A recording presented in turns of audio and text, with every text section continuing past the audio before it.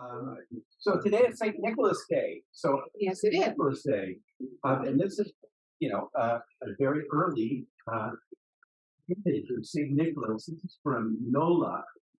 Um, so what I'm going to do is walk through the presentation. There's going to be, okay, sorry, Will. Okay, we might need a little more game. There are some slides, but there's also some video that I took with my handy dandy iPhone. And it's very, very faint in terms of sound. So we will do our best to make sure that that's audible for you. So, is that better, Wolf? Okay. So one of the things that I was hoping to do was to look at early church architecture and art and see how that might inform our theology. So it's what I and others call visual theology. And you might ask, well, why Italy? Why not Syria? I mean, there are certainly other places to go. This is the arena in Verona. There was a rock concert in the arena the night that I stayed there. But the real reason that I went to Italy is because there is a preponderant number of golden retrievers in Italy. And why Italy? This was the sunset from my Airbnb, which cost $70 a night. Really? Why Italy? Why Italy? Jan and I did a great cooking course in Tuscany that we had been meeting to do in 2020, but something else happened in 2020 that prevented us from going. And why Italy? Because it could be with one of my culinary heroes, Mario Cecchini, in Tuscany. He's like a really famous butcher.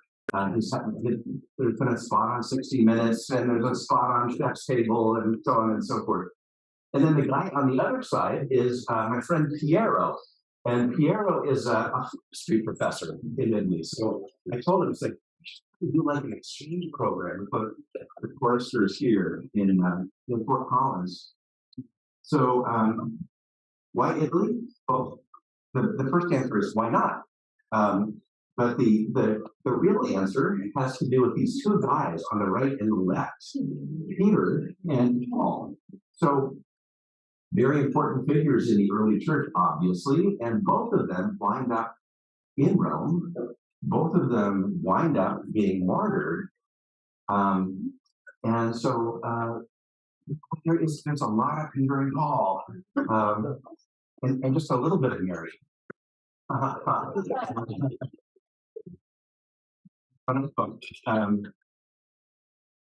Thank you.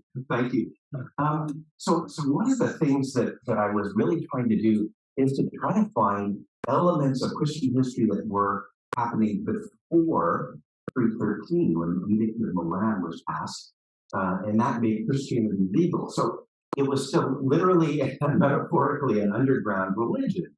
So this is This is someone's home. It's the home of a Roman senator, and it dates from the 2nd century, so the 100s. And it's a very famous place. This senator, his name was Prudence, was a sponsor of Peter. So we think that St. Peter... Don't do it anymore. Hey, comments from the sidelines. That was somebody on Zoom. We think that Peter was probably here in this house of the senator named Prudence, and it's underneath this church, the Basilica of Santa Pudenzia, and it's really interesting little basilica. The mosaic at the very top where you see Jesus in the halo, that's probably the earliest church mosaic in Italy. So it's 4th century.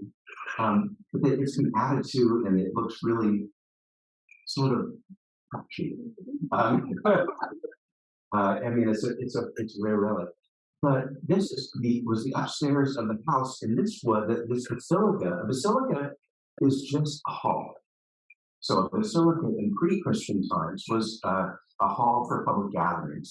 So it could be a law court, it could be an auditorium, but it's a place where people went to hear and to be together.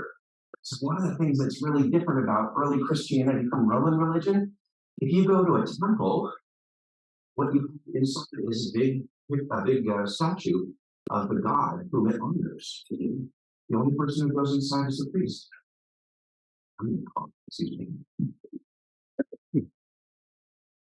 But with the basilica, the idea is to get the people together so that they can pray and worship and form community.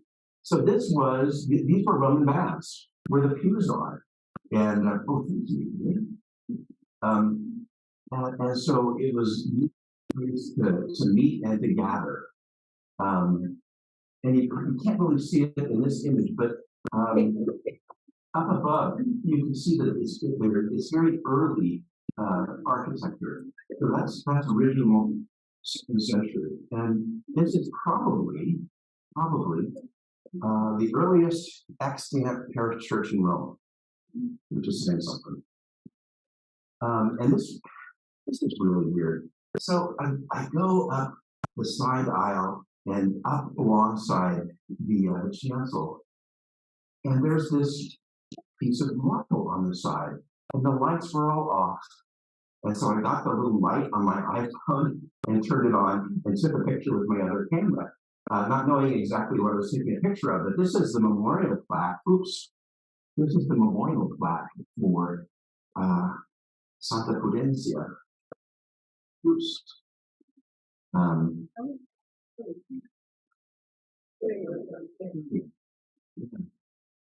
And this one piece of inscription says Cornelia Prudencia. The inscription was reclaimed from the cemetery of the Holy Martyrs. So this may have been the covering for her sarcophagus. Here's something really cool. There are a lot of women who are honored in early Christian tradition. The other thing that learning that I sort of took away is to keep it simple. Not that I'm trying to work my way out of a job or our staff out of a job, but there weren't priests, there weren't bishops, there wasn't hierarchy that people did for one another. So keep it simple. Jane and I went to the catacomb of Priscilla, which is a 2nd century catacomb with really terrific early Christian imagery. This is in a small Greek chapel, and these people are sharing a meal, which is something that they did in pre-Christian times and in Christian times in Italy. They would go to the cemetery and eat together with and in honor of a god. It was very good. This is also probably the earliest image of a church potluck that we have. But eating together is really, really important. Whether it's in communion, during worship, whether it's sharing a common meal like we're doing right now, which we haven't been able to do for a very long time, or ensuring that everybody in the community was fed and had enough to eat. This is also from the Catacomb of Priscilla. Women were leaders in the early church. We don't have any liturgy. It was all destroyed for the first 3 centuries of the Christian tradition. I wonder why. Because women were involved. So this woman this is called the orante, or the orans position. This is leading prayer. You can see she's wearing what looks like a Jewish prayer shawl over the top of her head. You can see that there are men being prayed for and with. Guess what? She's leading worship. Is that a man? What's my baby? Let's look at that. Oh, yeah. It sure looks like a man, but I think it could be a woman too. This is definitely a baby here. Yeah, but yeah, thank you. So he's pregnant with the others in worship. Now, sometimes what happens is that you come along a fresco of a woman that has been vandalized. So you can see her hands being held up, but somebody has decapitated her. Yeah. You know, what a different world it would be. The other place that I really enjoy is what's now a very small town called Aquileia. So it's way up at the very tip of the Adriatic Sea. So it's closer to Vienna than it is to Rome. During the 1st through 4th centuries, it was one of the largest cities in Italy. It was the 4th largest city in Italy, in fact, until Attila the Hun showed up on the scene and absolutely decimated the city. Okay, so this is where I'm going to do some movie stuff and hope that we can hear. So there are 2 things I want you to look for in this little snippet. One is signs or symbols of abundance, and the other is to look for Jonah.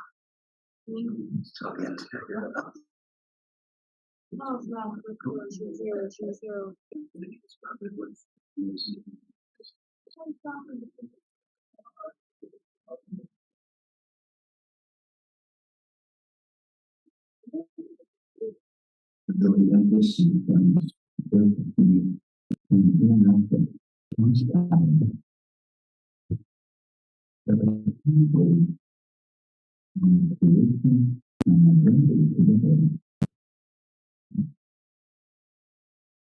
The supposition is that it appeals.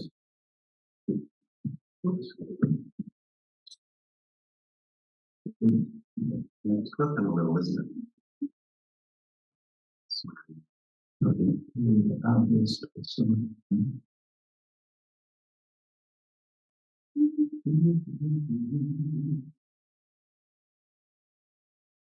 see if I can touch the screen and get this image up.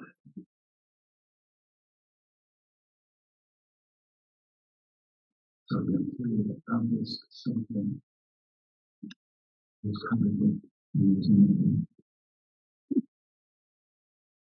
the really interesting thing is the method of that apparently find creation and identity together. The supposition is that it appealed to some of the pagan minds. It would be interesting.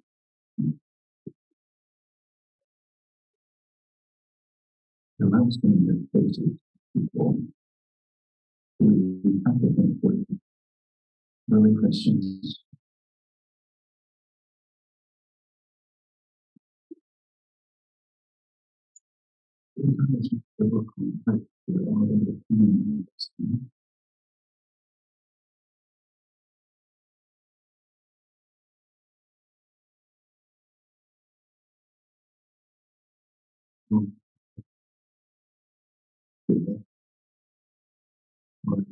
One of the largest cities in the world, and of course, not just fishes of fish, but also people who can see that the fish is often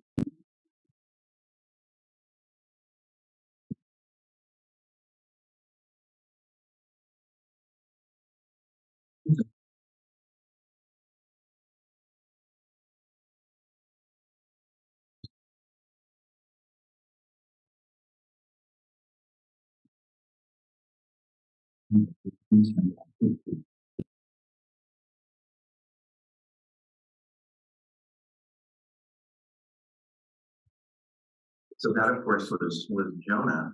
One of the amazing things about Aquileia is that it was a very vital underground Christian community in the 1st and 2nd and 3rd centuries. And then in the 4th century, when Christianity is legalized, they really went to town. They already had a very well-developed community. And where they had been meeting before was here. Sorry, here's the earliest. This is the excavations that were on the oldest part. This is a Roman from the 5th century.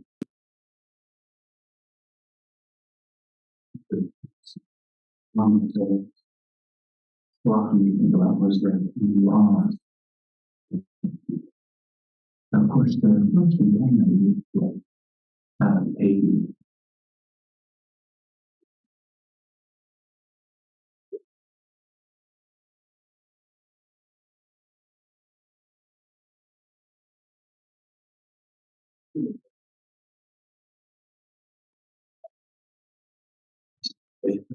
an 11th century bell tower.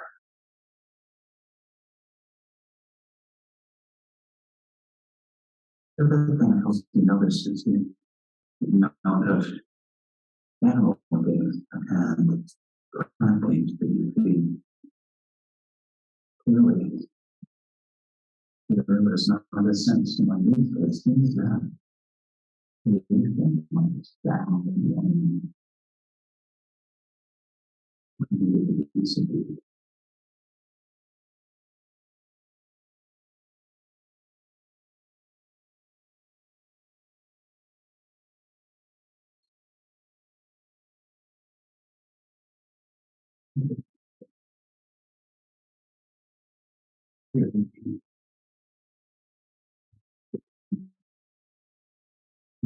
have to do with the symbols of good and evil, and the symbols of evil I've never encountered before.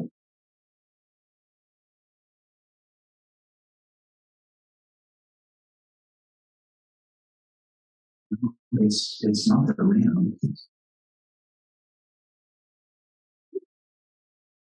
Sorry, this makes you see things. It's cock and the tortoise. The tortoise was low. And these Christians associated slowness of mind with evil and the agility of the rooster with Christianity and of good.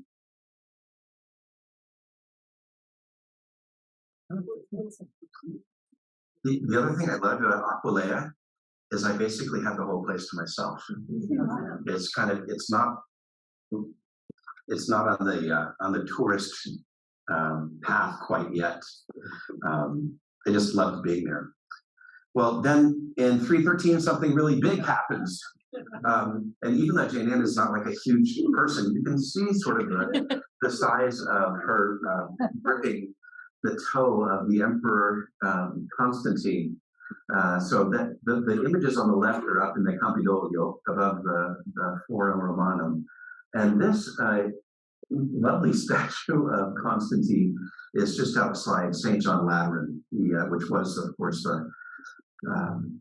the home of the Pope before St. Peter's was rebuilt and the Vatican City was developed. So the Edict of Milan makes Christianity legal. And at this time, Christian practice was really diverse. But then in 325, Constantine summons all of the bishops in the Western Church and the Eastern Church together in Nicaea to formulate a unified code of orthodoxy. This was great news in some ways and not so great news in others. So this is another really lovely basilica. This is the Basilica of Santa Sabina that I was telling April about. The exterior and the interior, it's just phenomenal to see a building from 423 that looks like this. And when you go inside, not every church I went into had a feeling of being sacred. This place really felt sacred to me for some reason. On the back wall of the basilica, there were these gorgeous mosaics of two women, and so that was part of the reason. But it also just really felt like, I'm walking into a place that really feels like a space where early Christians worshiped. Another thing that's really interesting is this huge door. I took a picture of an anonymous woman just to give you an idea of scale. And these doors have been, they were outdoor doors from the outside to the inside, but then they built a courtyard around them a long, long time ago, so they've been preserved. So the wood in this door is actually from the 400s, from the 5th century, which is crazy. And this image, which is on the doors, it's up in the top register on the left. This is the earliest extant image of a crucifixion. It's really interesting. What were two things that you haven't seen in any of these churches that you would typically see in a Roman Catholic church? No crucifix and no Virgin Mary. The focus was on other women who were leaders in the church. And we'll talk a little bit more about Mary as we come along. Okay, I've got another little video here for you. And this is at a different church in Rome. This is a church of Santo Cristovano, who was he was a nice Greek boy. This is underneath in the crypt.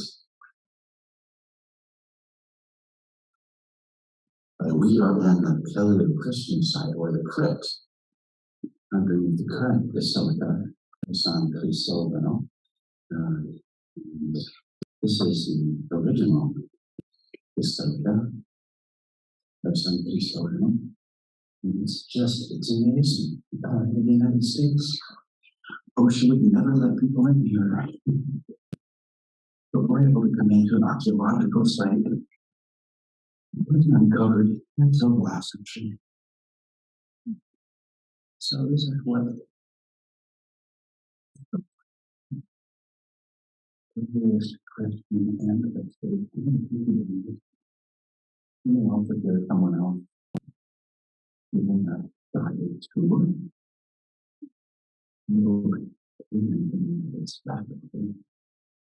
And this is a pre-Christian moments of fathers. I guess there's no Christian iconography at all. When we come into this, it would be the aisle on the side of the basilica. And one of the really cool things down here is the wall.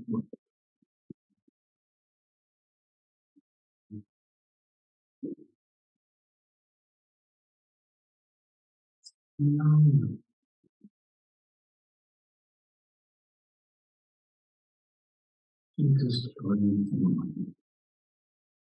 Jesus on the he is a leopard. Not a leopard, but a leopard. Most people don't know to come down here, but I really good switch on the earliest churches, you know. That's how I come down here, but we have to track down this history. And then we've got the history that maybe from the 30th and you would like to come into the crypt, the Paleo-Christian site.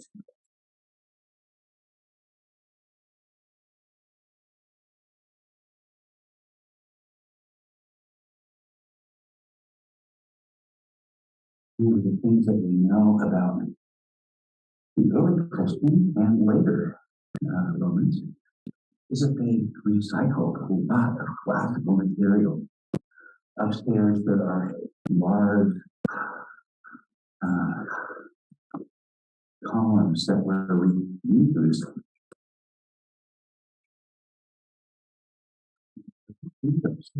Goes right after this too. You might hear motors. I do it.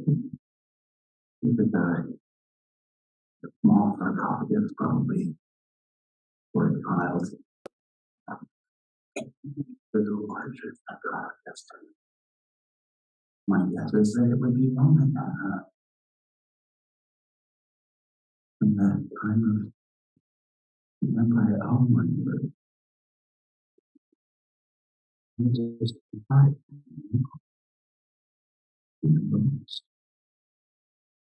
Seen a lot of things.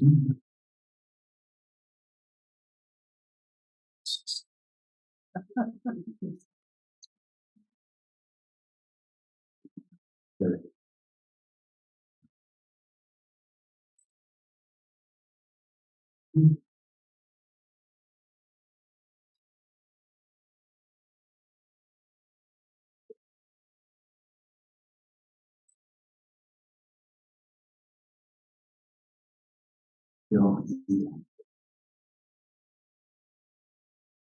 usually put in some kinds of quantities. So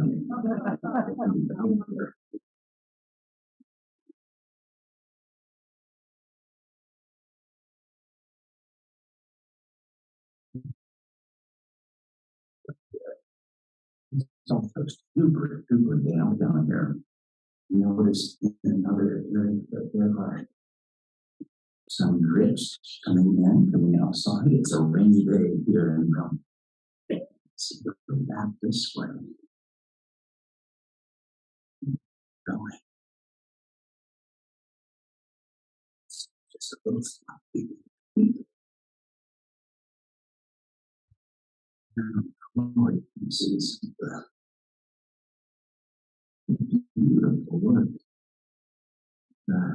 Mosaic. I'm going to stop now and come back. So if you want to see the other part, you'll have to go to my my sabbatical blog and see that. The other thing that's amazing is that they will let you down there, but it costs €2. I mean, $2 to see this, which is priceless. So yeah, it was a blast and so wonderful to see so much that was remaining. The other place that I went is not an early Christian site, it's a little bit later, but I wanted to show you it because it's so incredibly beautiful. It's Ravenna, which is up on the Adriatic coast, so it's a little bit south of Venice.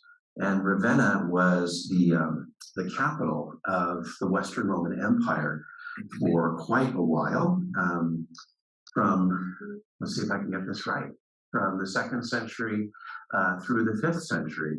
And it is known for its mosaics. So there's a lot of Byzantine crossover here. So this is a mausoleum for a woman named Galla Placida. And she was not actually buried there because she had the temerity to die in Rome instead of dying in Ravenna. But take a peek.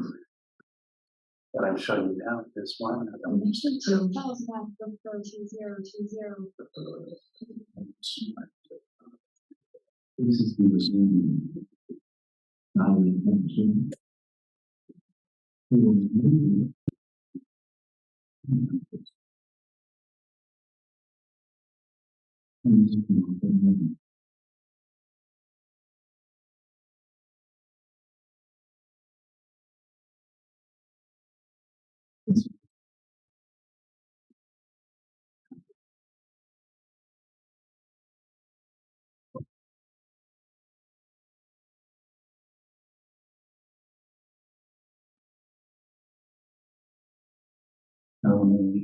It's a harder lake than is going to being on down. That's St. Lawrence. So many the books were a fossil.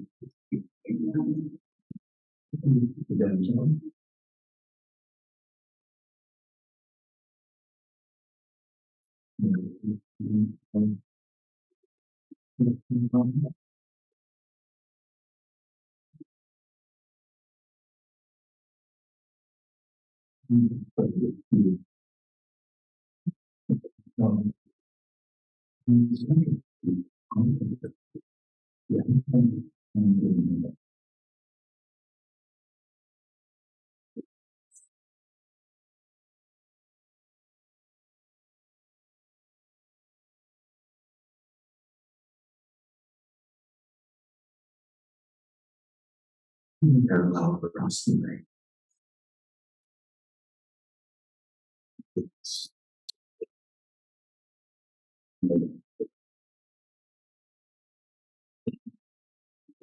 isn't it?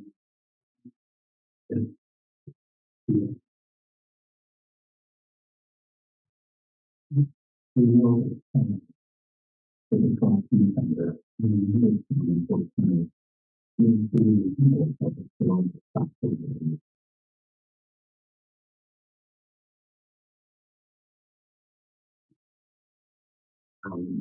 the other thing that really amazes me about this place is all of the windows in there are alabaster. They're like thin sheets of marble that let light in. Yeah,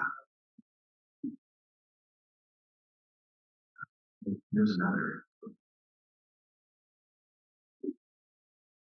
Range from there. The slides all good.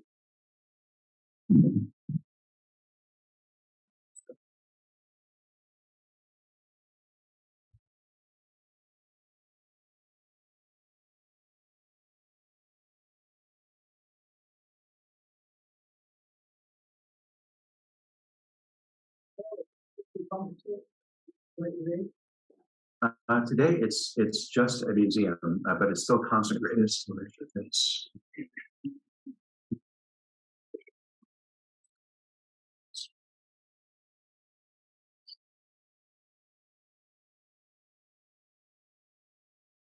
And like on the wall, you'll see big sheets of marble that are used to cover the walls, and the patterning is amazing.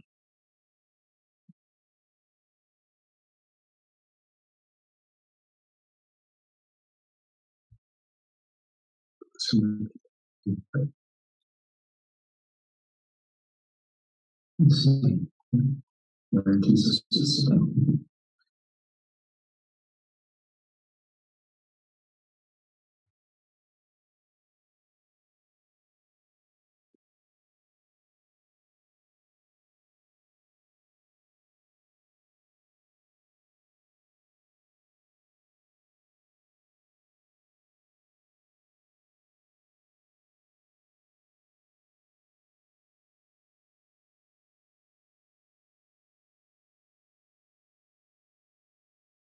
Is as a pavement.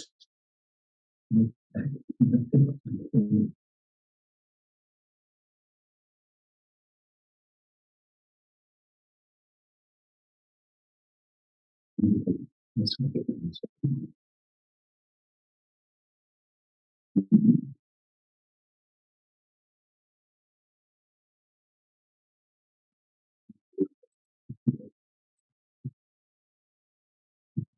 I know. It's also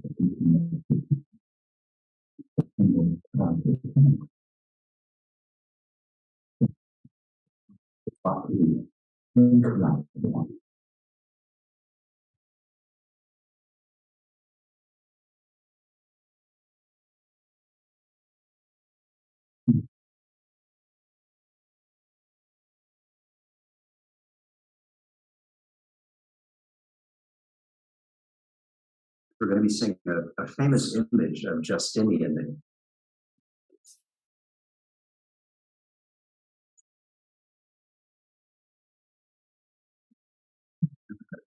History class.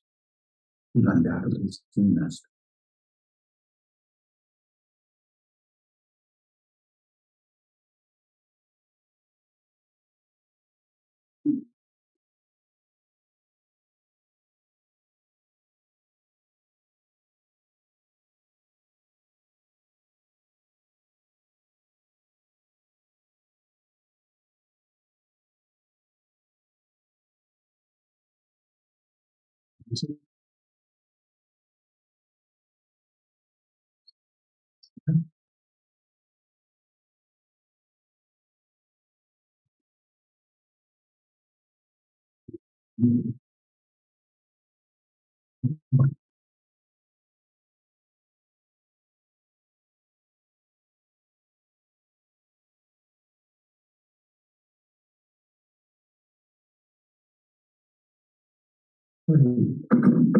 It's beautiful. Yes.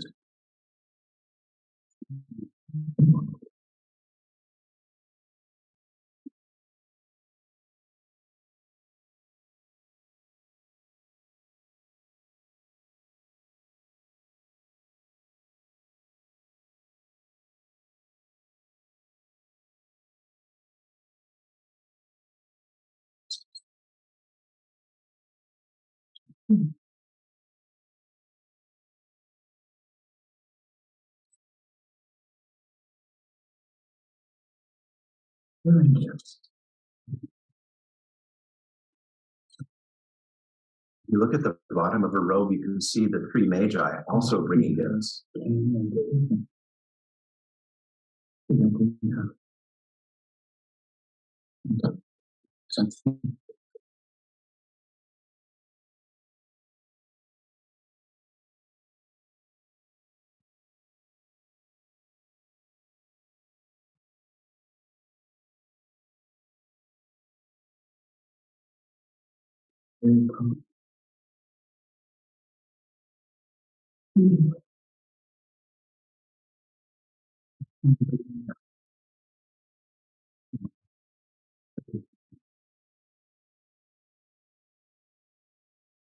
Theology, but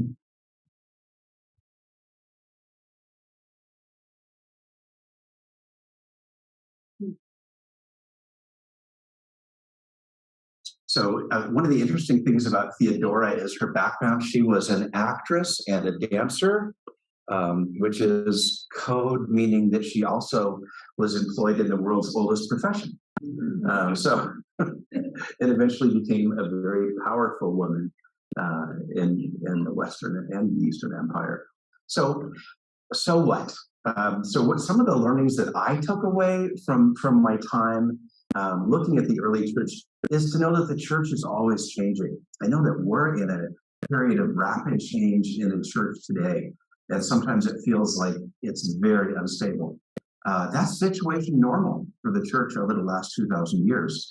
So it's a little comforting to know that we aren't alone, and that this is the way things have been going for 2,000 years. Another learning that I mentioned earlier is keep it simple. Like right now, the nominating committee is working their tails off trying to fill positions, and maybe we need to simplify. Women are central. Women are in leadership positions, and even though they were drummed out of the core, it's so important to realize that the position of women in the early church and the position of women today in churches that are willing to accept their gifts. And it pains me to say that there are still many churches that will not accept the giftedness of women. Emerson said there are always two parties, the party of the movement and the party of the establishment. And I think in this country, we can be pretty certain that Christianity is the establishments, whether it's the fact that we are part of a tradition that goes back for 400 years in this country, or whether it's looking at Christian nationalism in a way that that's coming to the fore. We're better as the movement, not the establishment. So I think that's one of the things that I love about Plymouth is that we're willing to push ahead. We're willing to be on the leading edge, if not the bleeding edge, of what's happening in society, and that's not new in the UCC. And finally, after seeing the impact of creedalism at Nicaea and later, I think it's more what we do as Christians, as followers of Jesus, more than what we profess. We can profess things until we're blue in the face, and it doesn't make a bit of difference. But that's another thing that I love about Plymouth, is because we are a congregation of people who do, not just for ourselves, but for others. And finally, grazie mille. Thank you guys so much for allowing me to be on sabbatical. It was just fabulous. And Buona festa di San Nicola e buonanotte. Thank you so much.